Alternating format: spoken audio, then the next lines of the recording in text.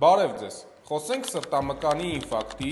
էտիոլոգիայի, պաթոգենեզի, դասակարգման և կլինիկայի մասին։ Սրտամկանի ինֆարկտը բնորոշվում է սրտամկանի նեկրոզով, պայմանավորված սրտամկանի սուր իշեմիայով։ Սրտամկանի ինֆարկտի զարգացման ամենատարածված էտիոլոգիկ գործոնն է աթերոսկլերոզը։ Սրտամկանի ինֆարկտի պաթոգենետիկ մեխանիզմը սկսում է կորոնար զարկերակներում աթերոսկլերոտիկ վահանիկի ձևավորմամբ, հետագայում նրա մակերեսի էրոզիայով և սուր տրոմբոզով, որը բերում է կորոնար շրջանառության սուր խանգարման և կարդիոնեկրոզի։ Ըստ էլեկտրոսրտագրության փոփոխությունների տարբերում են ST սեգմենտի բարձրացումով և առանց բարձրացման սրտամկանի ինֆարկտ։ ST սեգմենտի բարձրացումով ինֆարկտները համապատասխանում են տրանսմուրալ նեկրոզի, իսկ առանց ST սեգմենտի բարձրացման ինֆարկտները համապատասխանում են սուբէնդոկարդիալ նեկրոզի։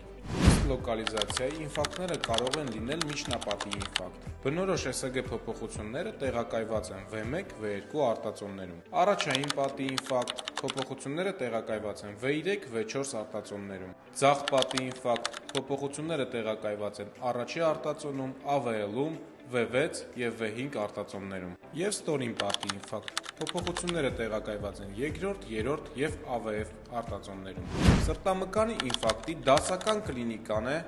ուժեղ, բութ, սեղմող բնույթի հետկրծոսկրային ցավը, որը կարող է ճառագայթել դեպի ծնոտ, ձախ ձեռք և էպիգաստրալ շրջան։ Նաև կարող է դիտվել հեվոց, սրտխառնոց և հոգնածություն և քրտնարտադրություն։